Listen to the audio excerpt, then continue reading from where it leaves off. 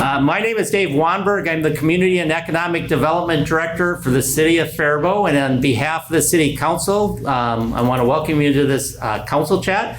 I also want to acknowledge the EDA. The EDA is helping sponsor tonight's event. And this event, we're talking about something really important to the community, and that's economic development tools that work with our, that meet the public benefit needs, right? So we're really fortunate to work with Ellers. Ellers is our financial consultant that helps us through some complex projects. And we've got with us tonight Stacy and Shane from Ellers. We're super glad to have them. They're going to go through two of our primary tools, tax abatement as well as tax increment financing, and tell you the ins and outs of that. I will turn it over to them and let them get into more detail, and I think they'll want to get to know who we have here in the audience as well. So I'll turn it over to Stacy or Shane. To me. Thanks, guys. So one, I'm so impressed that all of you guys showed up, because usually we only get this size of crowds when we're at a conference and they're required to come. So thank you for showing up today. So who do we have here from the EDA and the City Council? And are the rest of you just all community members at large, business owners, residents that are interested? All right, thumbs up. And you know what, I should bring lottery tickets for all of you in front, right? Because it's kind of like going to church, no one wants to sit there, so thank you for being up front with this. So as Dave said, we are fiscal consultants for the city. We are kind of a full service firm. We only work for local units of government, so we do cities, we do counties, and we help school districts with their funding. We do everything from bond work to utility rate studies, and then to the public financing stuff that we're going to talk about today. So both Shane and I are old veterans to this. Prior to coming to Ellers, I worked for a large suburban community for 10 years. So I really understand the issues that you as a community have to go through to get development done, but yet keep things in balance with what's affordable, right, to the community at the end of the day. And then I've been with Ellers for 24 years. So I've been doing this for about 35 years. And with that, Shane, I'll just let you introduce yourself as well. Yeah, thanks, Stacy.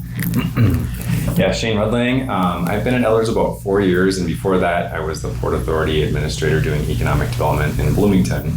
And prior to that, at Bloomington, I was a civil engineer. So got kind of a varied experience on various city fronts. But yeah, been here at Ellers for 4 years doing this type of work. Thanks, Stacy. You can thank Shane for most of the stuff at Mall of America. So we're going to just talk about, what is economic development and the role of the city that you play in that, and that's from both a political stance and then from a staff standpoint. We're going to talk about how do we protect those local resources at the end of the day when you're looking to actually provide some assistance. And then we're going to talk about the common economic development tools, and then we're going to just give an overview of what has the city done and where are they at with all of these. Now this is a little more interactive, so if we start saying stuff and you're like, that makes literally no sense to me, just raise your hand. We can take questions as we go along as well. So what is economic development? Well, at the end of the day, it's really a comprehensive activity that you undertake to help to do economic initiatives that you want. And a lot of folks think that economic development is really just about businesses, about commerce. Well, it's not. It's about housing as well, because that all interplays together at the end of the day. Because if you don't have homes and residents and that provides workers that can be at businesses, things don't actually work at the end of the day.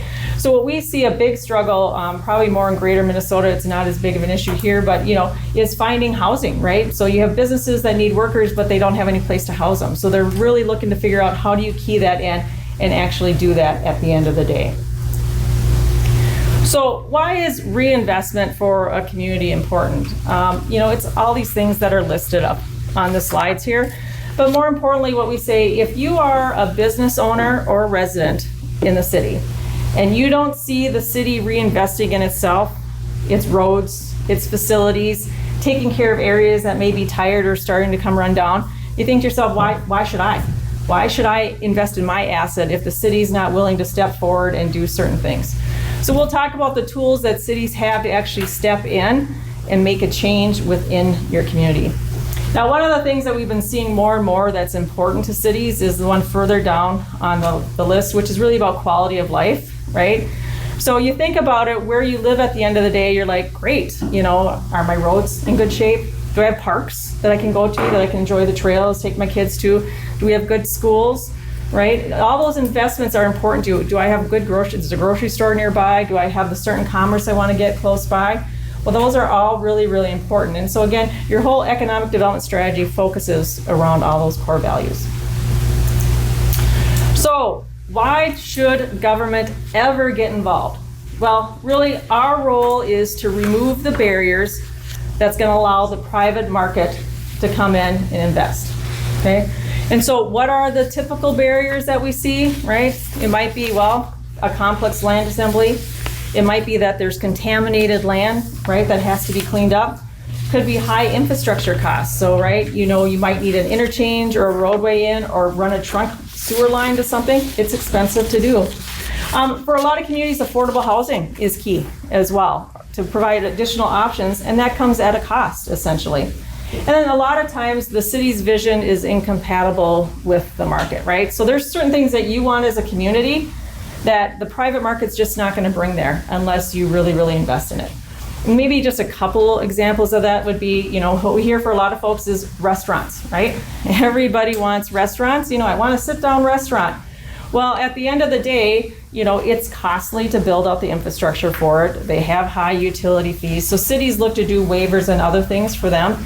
But then I also say at the end of the day, we all have to go out and eat at least twice a week at the restaurant in order for them to be successful. So, but again, other things that cities want, if you really want it, sometimes you're gonna have to put your money where your mouth is to actually bring that to your community. And that's not a bad thing because that's what you actually want. So why provide assistance at all? Well, we have this thing in our public finance called the but-for test, right? And so we are giving assistance to get development that otherwise would not occur but for the public assistance that we are providing. So I can tell you for every community that we go in and walk in, no one just says, oh, here's all the money, take all the money, right? No, it's really a concise effort that Shane's gonna talk a little bit more about what we do to actually look at the need for assistance and how we actually size it at the end of the day. But what you need to know for any development that's coming forward, it's a math problem. We are always just solving a math problem, right?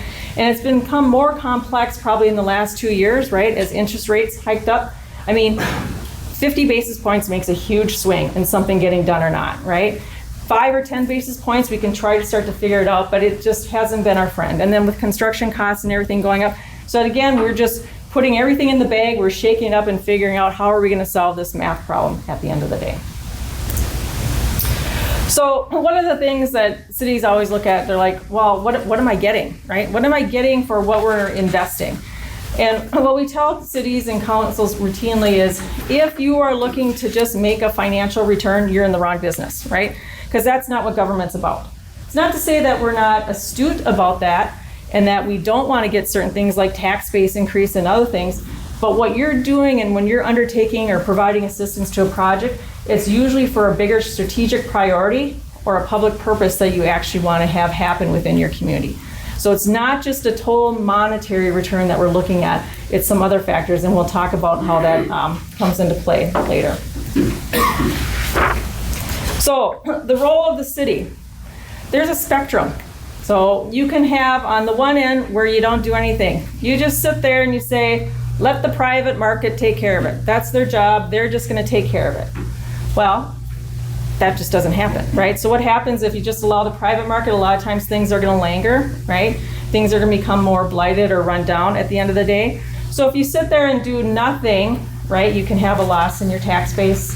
You're gonna have a lost opportunities on land and development that can happen. Then you have reactive planning, right? Somebody comes in and you're just not ready or prepared and they wanna do something, they're like, gee, I don't know, we're not ready. Well, that's not a good position to be in either.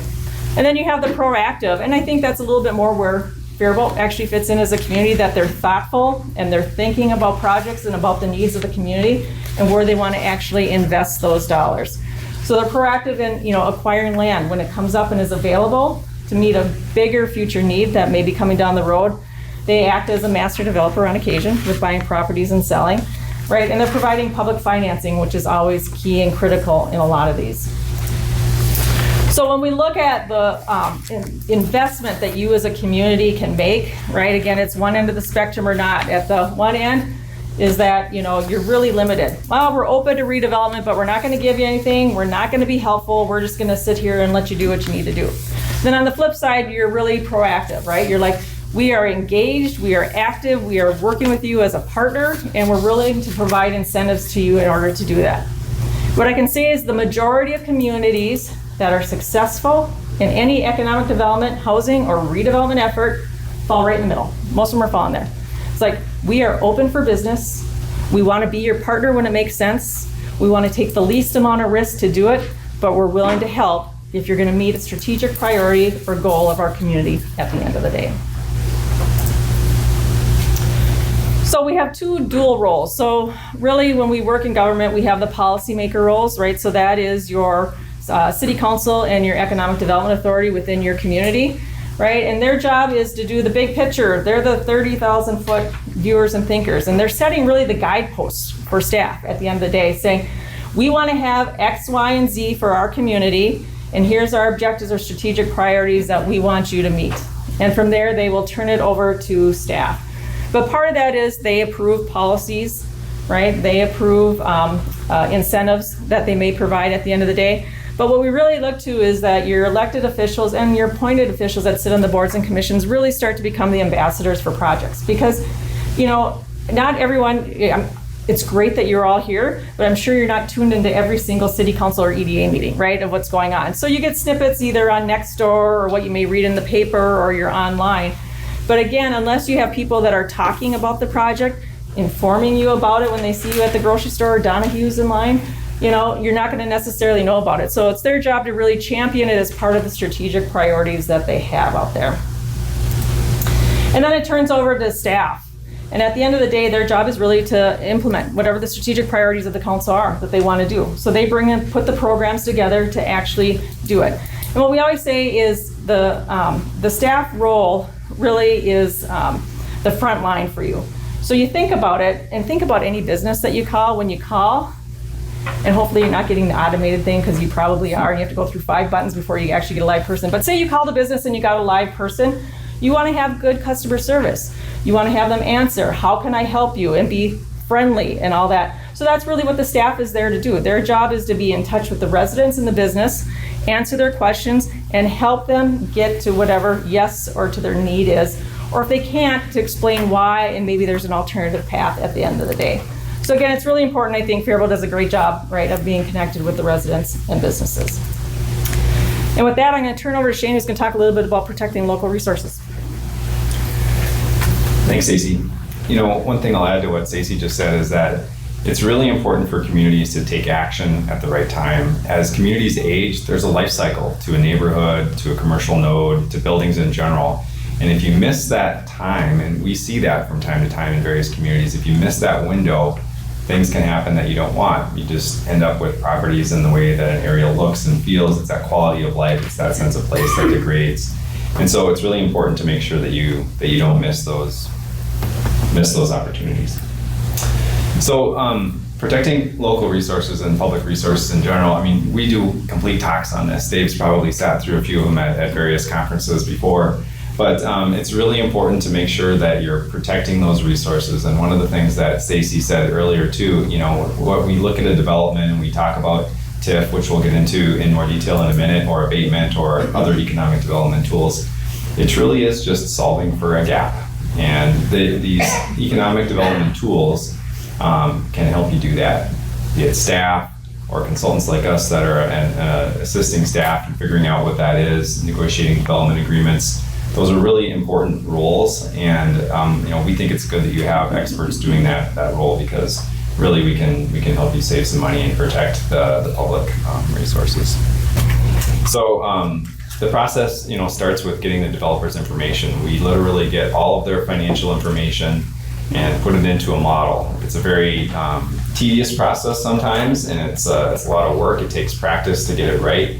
And we call that pro forma analysis. So pro forma is basically just another word for a business plan. So somebody comes in with an idea, it can be on the back of a napkin sometimes it can be a 15-tab spreadsheet with lots of links that fires your computer down.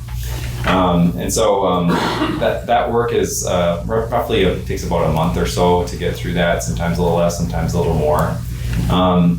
Got look back on there too. Again, we can do a whole session on look backs. What look backs are a way for the government to come back after that gap is identified in a project via TIF or abatement and adjust that amount lower if the developer or the project is doing better financially than was originally projected. Those are also really important tools, and they're becoming more and more common, especially in the Minneapolis-St. Paul metro. A little bit less common as you get out into areas that are less dense. And really, it's always about does the community really want something? You know, the more complications that you put into the deal with a look back or other things like that make developers less interested in doing a project, because there's a chance that they can have their assistance trimmed via the look back. So just pretend you are committing $1 million to a project, and we do a look back and it says, well, you really only needed 700,000. And so we adjust that commitment to the project via the look back. And I think it's important to note on that. I think any developers, and even the ones we've worked with here in your community, have been really good. They've been open to the look backs. It's an open book test, right? Because when they come in for assistance and they say, I need $500,000 to do X, right? We go through the models and the analysis to look at it from returns that we see typical that we're benchmarking against for every kind of project. So we're looking at hundreds of projects all the time. And essentially with the open book, when they come forward, they haven't probably finalized their construction financing yet. They definitely aren't open for business, so they don't know where their rents or their operating expenses are going to be. So all we're saying at the end of the day is, great, we used our best estimates, or you had your best estimates today, and once you are all done, you're going to give us all the updated financials with the actuals. And then if we see a need for a reduction, there's going to be a reduction in your assistance. And typically, most cities do is they'll do a 50% sharing. So say we gave you $500,000 up front, and at the end of the day we said, nope, you only needed 400 because it performed better than what you needed. Well, that's a difference of 100,000. So we'll reduce their assistance by 50, and the city gets the benefit of the 50. And you ask, well, why would you do that? Well, you know, you want to give the developer some incentive for an upside as well, right? So you're sharing in the success of that project. So at the end of the day, they built you what you wanted, right? But now you're also getting another little bit of that upside as well. So the next box here, to ensure, right? So one of the things that a lot of communities will do, and Faribault is in that as well, is to provide assistance on a pay-as-you-go basis. And so you do that, sorry, I'm gonna hold this because I think it's better. You do that, what pay-as-you-go means is it's just a promise to pay. So in Stacey's example, we decided that it's on the front end, $500,000 is needed to make this project go in TIF or abatement or whatever it is. And with a pay-go financing, you're only paying as you go. So you only give the money to pay down that balance if it's generated from the project. So there's no other funding from the city committed or anything like that. The city's not borrowing, the city isn't risking anything except for this promise to pay. That's all you're doing. Pay-go is just a promise to pay. Pay as you go, as the tax money comes in, as the TIF money comes in, you're divvying it out based on the agreement that's been drafted. So it's important. Developers all pay their taxes, just like you do in May and October, right? And then they get it rebated either through a TIF payment or tax abatement. So it's like, we're not giving away anything up front. They're having to go out and capitalize it and take all the risk. And then as they pay their taxes, we will rebate that in a payment stream after they're actually paid, so. And the last two things, we always look to maximize the private funding sources. So their equity, their cash, their down payment into the deal, any borrowing that they have, we want to maximize those sources to make sure that those are right. And then of course to minimize any public assistance that we have into the deal. So let's talk a little bit about some common economic development tools. And yes, at the end of the day, we are not giving free money to everybody. I think, you know, Shane didn't shed a full light on it. I mean, there's pretty detailed spreadsheets that we go through, right? None of them are less than 5 pages that we're looking at of detailed analysis that we're getting into, but we're getting very granular, and it's a lot of back and forth with the developers. So at the end of the day, when you say that you're open for business, doesn't mean come and get whatever you want and we'll just give you whatever you want at the end of the day. So when we look at the tools that are out there, you know, these are some of the common things that you can have to guide development or redevelopment in your city. And, you know, one, we look at property. If you own property as a city or EDA, which the city and EDA has owned property, you have the most control over what happens. Why? Because you don't have to sell it to anyone unless they're going to build what you want, right? So that's where you have the most control and say. The second one is, okay, now you have a developer that's coming in, not buying land from you, but they need assistance, and pick your number. Well, that's where you have secondary control, because again, you size it, but I'm not going to give you assistance or money unless you do the things that we want to have, right? It might be a certain number of affordable units. It might be you need a new utility pipe running through the street that you want them to pay for. It might be something else that they're providing to the city as a want or desire that you need in order to get that financing in return. The other one is your planning. Do we have anyone from the Planning Commission here? Yay, okay, good.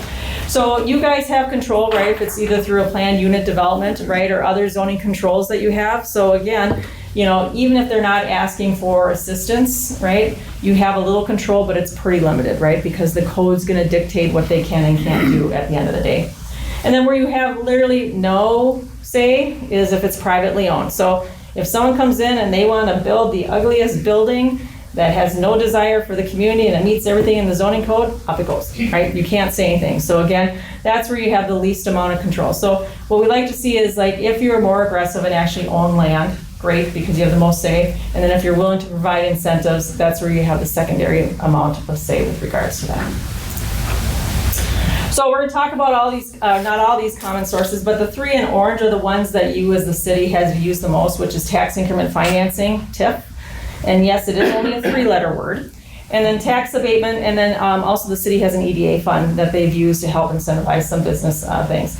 But also, you know, there's local fees that every development has to pay. It could be a city water access charge or a sewer access charge. It could be a park dedication fee or trail fee. So there's things that they have to pay into the city in order to do their development that sometimes cities are willing to waive those fees to get a development. Now, what I can say is traditionally most cities don't always waive those fees because they are needed to pay for other things, but sometimes when that's your only tool that you have to bring to the table, they'll actually do that. So, what is tax increment financing? Well, it is the ability to capture a portion of the increased tax value within a geographic location, okay? So a TIF district can be one parcel. It can be 100 parcels, right? It's a defined boundary that you have. Now, what we see for most TIF districts are probably 1 to 5 parcels, right? You know, I'm trying to remember Hamilton across the street here.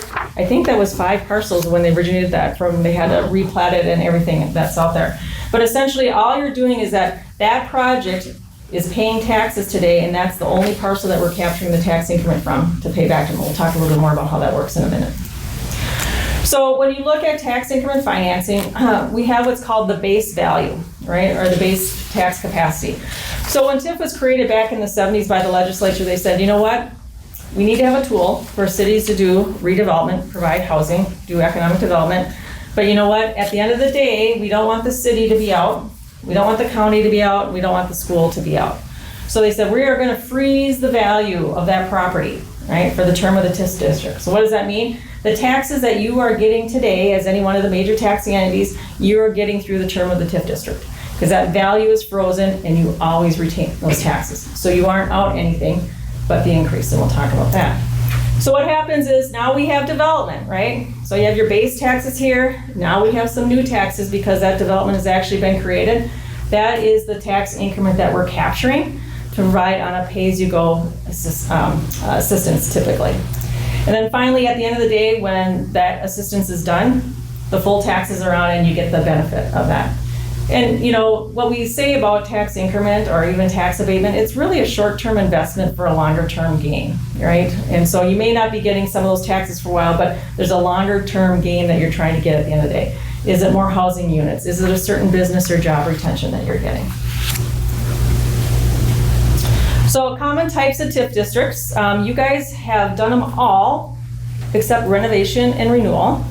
And I'll say kudos to you guys, I don't know if it's kudos. You've done a soils, not many cities have done soils. And that's really where you have contaminated soils and the only thing you do is pay to clean up those contaminated soils. So I don't know if it's a good thing or a bad thing, right, that you're actually able to create one of those. But typically there are types of uses that you can have in each of the districts. So like in economic development, it's traditionally job creation that you're doing, and also workforce housing. For housing, it's affordable housing, and that can be rental, but it also can be for owner occupied, and you do have one of those, and we'll talk about that later. It could be redevelopment, and in a redevelopment TIF district, any use goes. It doesn't matter, because what you're trying to do is really get rid of blight, right? So you have dilapidated buildings, you have contamination or remediation, so they don't care. You can build an office building, you could build a single family house, you could build whatever you want on a redevelopment district. And then finally, the soils we talked about, it's really about cleaning up those contaminated soils. So the range goes from 9 years up to 26 years. And the 26-year terms for redevelopment and housing are there for two reasons. One, well, to create affordable housing and pay for it costs. And so they understood that if you want to have a longer-term asset in your community that's affordable, we're going to have to provide more assistance. And then likewise, for redevelopment, as everyone knows, it costs you more to buy land that has a building on it, then you got to pay for demo and any cleanup. It just costs you more. So they understand that those costs are higher and it's going to take longer, so they gave a longer term. That's why an economic development district is only 9 years, right? It's a greenfield site, typically. So it's a cornfield. So let's just give an example here. So we'll talk about the River Chase apartments to hopefully put this in a little bit of context for you. So when you look at the original value of the property that was underlying for River Chase was about $249,000 with a tax capacity, that's your tax ability to put taxes on it, was about $3,000. So the only tax revenue that was coming off that was about $3,200, okay? And that was being split between all the taxing authorities, so not significant. So then we have a development happen, and so you have a current value of just about $11 million, and the current tax revenue is about $158,000, okay? So pretty significant increase. But when you look at that, it's over a 4,000% increase in valuation. It's one of the reasons why you do it. Part of it was the need for additional housing units within your community, but also you're getting a huge market value increase, and we'll talk about the term of this one, which is pretty short, that you'll get the benefit of that increased capacity to spread the taxes over for the rest of the residents in the city. So when we look at that tax capacity that we have, the new of about the 134,000 and the original, we have what's called the captured tax capacity of that 130,000. So that's what we multiply times the local tax rate, okay? And your local tax rate is made up of the city, the county, the school district, and then other taxing jurisdictions that you may have that are out there. There's some smaller ones. So the local tax rate for Faribault, which your only portion of this is 105% roughly. So when you multiply that times the tax capacity, the annual gross TIF that generates about $137,000 on this project.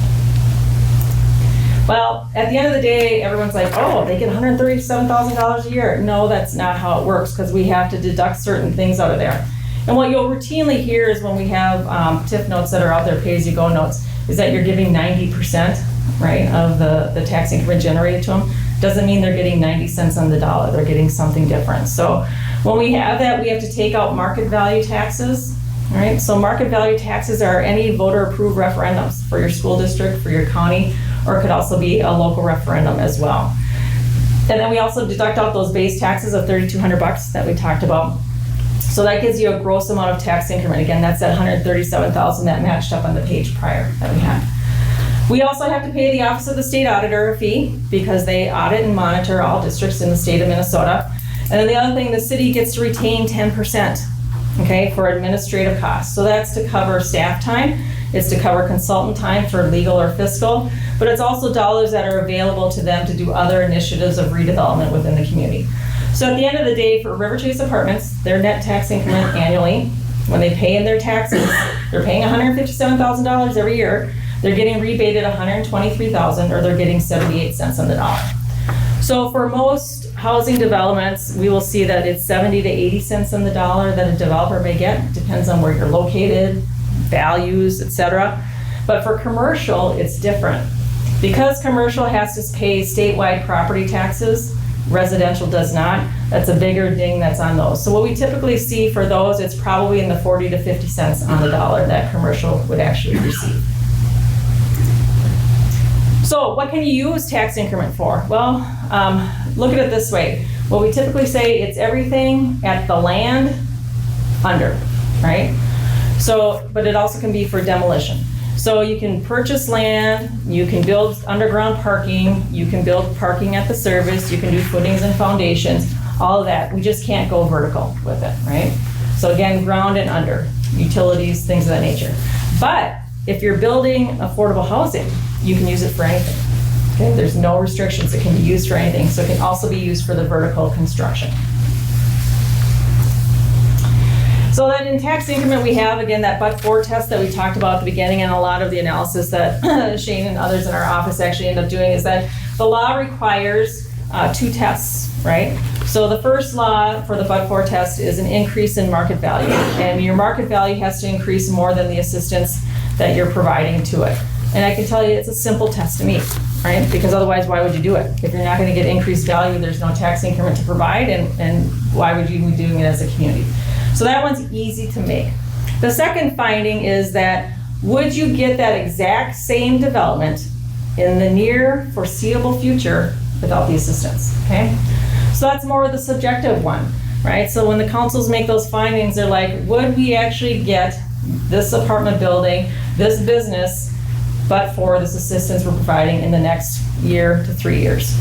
And traditionally what we can find is you'll see that that's no, that you're not going to. Because either you've had other people coming in asking for assistance, you know there's contamination on the site, you know it's a challenging site from a topography standpoint. So there's lots of things that come into play there with regards to that.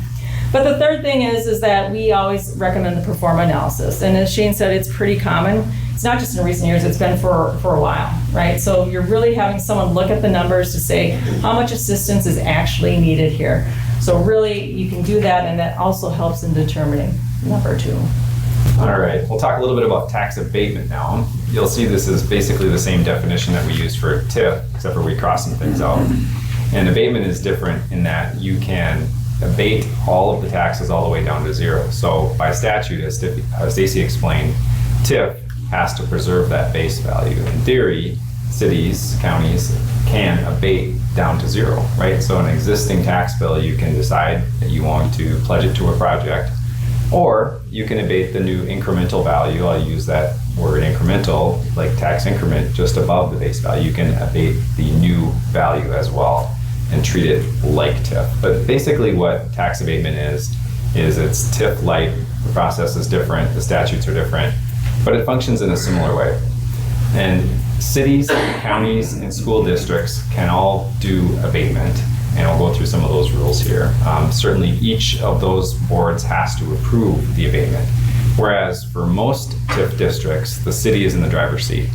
So the city controls whether a TIF district is going to be created with some small exceptions, and all of those taxes from the city, county, and schools would be dedicated to TIF, whereas an abatement, it's different. Everybody gets to decide, and by everybody I mean the school, county, or the city, gets to decide if they're going to abate those taxes or not.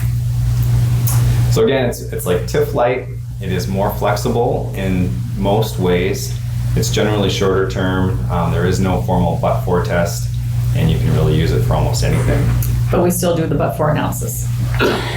Yes, we highly recommend that you do a but-for analysis.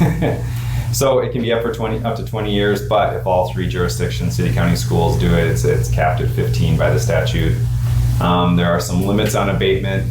This is a protection in statute to make sure that cities aren't abating more taxes than they should. It's just kind of a limiter that's in the statute. Of course, you can't be in a TIF district and an abatement district abating taxes at the same time, because obviously there's only one tax bill coming in. And the consent of the property owner is not required. So you could theoretically abate taxes on property X and give it to property Y. And the reason you do that, cities do that typically when they're doing more public infrastructure improvements. So they may abate taxes from certain industries or other things to help pay for public improvements. It could be a major utility, a trunk line. It could be improvements to the parks or to other things. So a lot of people are like, well, how can you abate their taxes? Well, there's no impact. It's not an impact to that individual parcel owner, right? It's really a levy that's spread amongst the whole entire community, residents and businesses alike. So it's just not an impact to that parcel. Just a few seconds more on that. That typically comes into play with abatement bonds. So you'll see that sometimes where cities will abate the taxes on property X to pay for infrastructure thing Z. And that person is still paying their property taxes like normal. Just happens like normal, but it's the way that the statute is written that allows you to do that and pay for things in that manner. So there's a public hearing required for abatement. Of course, there's a public hearing required for TIF districts as well. It's a different statutory process, but the same fundamental need there for a public hearing. You have to find that the tax abatement's in the public interest. I'm not going to go through each and every one of these. You can see that there are a lot of ways that you can justify abatement. And so comparing the two, a TIF district must be within a project area, and this gets into the weeds a little bit. Basically in Faribault, your whole city is a development district, and you create these little TIF districts sprinkled throughout the city. You think about it as a chocolate chip. The city is the whole cookie, and the chocolate chips are the TIF districts within the cookie. And as Stacey mentioned before, there's a certain percentage of the TIF that you can spend more liberally. You have to commit most of the TIF into the chocolate chip, if you will. With tax abatement, the rules are more broad. You do just generally more flexible things with it. With TIF, you're capturing the increase in value. With abatement, you can go all the way down to zero, or you can decide that you're only going to capture the increment. And I think most cities treat tax abatement like they do TIF. They still like to keep the base taxes if at all possible. So it's only usually typically abating the increased value, and that's what most of your abatements have been here. So in the terms on TIF, 9 to 26 years, tax abatement can go up to 20. We talked about pay-as-you-go notes already, also called a TIF note. Basically all that is a legal document that's a promise to pay. Again, it's got a lot of language in there that restricts things. Again, it's no upfront money from the city. You can decide to write the developer a check instead of them taking the promise to pay and going in and getting a check from the bank.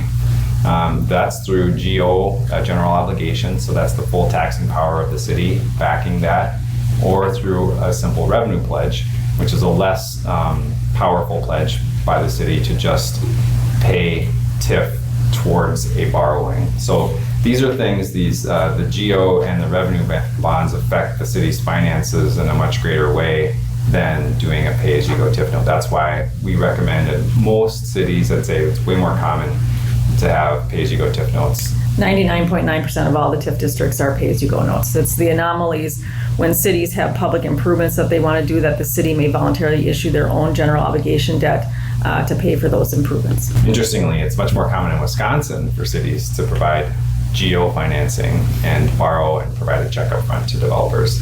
Less common, much less common in Minnesota. Fun fact. So trade-offs using TIF and abatement, again, TIF uses other people's monies in a way, right? Because you're capturing the school district and the county's taxing authority. Abatement isn't doing that. You have greater control for abatement. Both of them are generally limited risk to the city as long as you're not borrowing. And then these are all ways to advance your strategic priorities, be it your comp plan, your economic development plan, or what have you.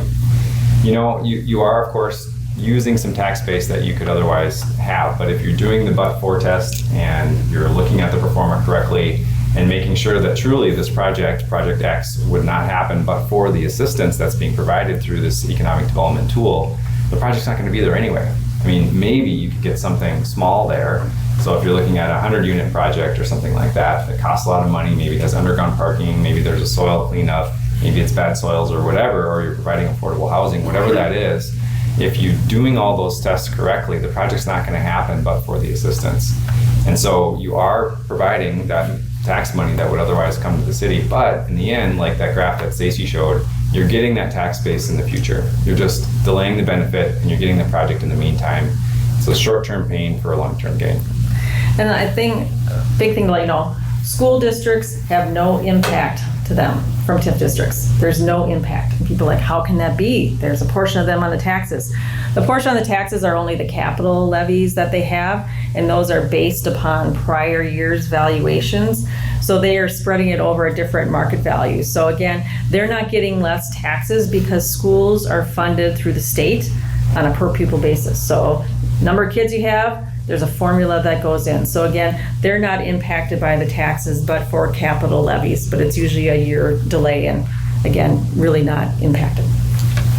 So other things that cities can do, you can do what's called an additional tax levy in a community. You can do it if you have a housing and redevelopment authority, that's an HRA, or an economic development authority, which you have. And so there's a formulaic thing that you can put into play that they can go and get. So in In Faribault, your max HRA or EDA levy is about $430,000. They're very similar. And I don't think you guys do your max EDA levy, do you? You do your max, okay. So you're doing the max amount. So those dollars are being set aside to help pay for staff, right? To run your programs and to get projects done, but then also to provide incentives, right? For different programs that you may have for businesses, residents, or housing out there. Again, it's great because they're really flexible dollars. There's a lot of things that you can do and they're not as restrictive as TIF or tax abatement.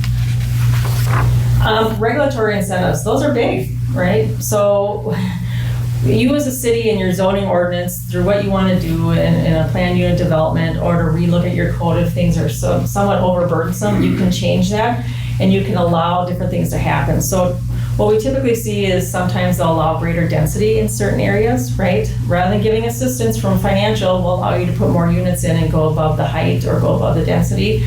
A lot of changes we saw probably in the last 5 years were all around the parking code. So the parking code was becoming a little bit more obsolete and archaic. That typically was 2.5 stalls, right, per unit that you'd have to have. And most of the developments were coming in at multifamily and they didn't have that number of cars or need for that. So again, making changes there help make things less expensive to actually do. And the fee waivers that we talked about earlier on as options that people look at as well. So funding partners, we have the state of Minnesota. They have a lot of great programs, especially through the Department of Employment and Economic Development, commonly known as DEED. The Faribault has worked with them on a couple different projects for different grants for businesses that are out there. We have Minnesota Housing. They do a lot of the funding for affordable housing units that they'll bring. So they're part of the pie or the funding source when we do some of these multifamily housing projects that are out there. And then the big one is the county. You guys are fortunate that you have a great relationship, I'd say, with the county. They've been good partners in a lot of projects that they've been willing to come to the table to participate. Again, either through tax abatement, as Shane says, they have to say yes to it, and they've been willing to do that. But there's other funding that they have for other initiatives that the city may do. So let's get down to what you probably all care about. What's going on in your city, right? Well, at the end of the day, you guys have 8 tax increment financing districts in your community. 2 of those are affordable housing districts. One of those happens to be a single family residential development. One of them is a 112 unit apartment complex. You have 3 redevelopment districts. So we had blight and other issues to correct there. We have 2 economic development districts. And those 2 economic development districts actually aren't for business. They are for workforce housing, which you can do in there. And then the 1 soils district that you have. Now, one of the things everyone's like, oh my gosh, how much is too much TIF, right? How much is too much TIF? Well, one of the ways that we can measure that or look at that is how much of your tax capacity, your ability to raise or levy taxes is captured in tax increment district. You guys have 2.5%, okay? That's really at the low end. Most cities, probably fall well below that 5% level. Some are higher in actively redeveloping communities or where affordable housing is a bigger issue for them. And most cities, if they're gonna have a cap, and we don't recommend a cap because it doesn't make sense, because the minute you have a cap, you're gonna get that project that you wanna do and it's gonna put you over the cap. That's what happens. But for some cities, it's 10%, a theoretical 10%. But again, you can see you're well below that threshold that's out there. So Faribault hasn't used tax increment a lot, even though it may seem like it. It's been on a limited basis to do projects that were needed in the community. And so in housing, we can look at all the ones that have come up in 8 of those districts. You have a little bit over 700 new housing units that have been built in your community, including the last one that will pop up here, which is the county's Twin Oaks single-family home development that they are actively undergoing construction of the various lots that are out there. So again, why do we do this, right? So one of the things is, one, you're meeting a strategic prior year goal, right? In this case, a lot of it's taking care of blighted areas, but also getting some needed housing in your community. But at the end of the day, you have $73 million in valuation from these projects. So it's just about a 1,200% increase overall that you've had from those developments. So that's significant. So when these districts actually come off, right, you have a lot more capacity to spread the tax levy over, and that's the benefit to everybody here. That means there's the hopes that the tax rate's lower and everybody's taxes are in a better place at the end of the day. As we look at tax abatement, you have 4 abatements that are out there. Again, not a lot of use. It's only 1% of your tax capacity, so low. So between TIF and abatement, you're at 3.5%. So you're still pretty low on what you've used it for. 2 of them have been for job creation, but also redevelopment. One has been for business expansion, and the other one is about retaining jobs and strengthening your downtown, so which is pretty significant at the end of the day. So with that, that is everything you ever wanted to know about public financing, local incentives. So at the next barbecue, 4th of July, you've got lots to share, right? So with that, are there any questions? So the question is, if in fact you're investing in an affordable housing project, what's the definition of affordable housing? Great question. So if it is rental housing, it means that at least 20% of the units have to be affordable at 50% of the area median income or below, or 40% have to be affordable at 60% of the area median income or below. You can have more than that. You could have 30% affordable at 50. You could have 100%. So you do have one of your projects here that is 100% at 60% of the area median income and below is the selection that they made. Now, when it comes to single family housing, there's more flexibility. So if in fact you have 2 or less people in the household, you have to be at 100% of the lesser of the statewide or the area median income. The statewide income right now is 136.5 maybe. And if you have 3 or more people residing in your household, then you're at 115%. So that takes you up over $150,000 in income that you can have for those units. So when we look at the Twin Oaks, the county project, those are the income thresholds that they're using over there. Thank you. Yeah, feel free to come up front and talk with Stacy or Shane if you do have some additional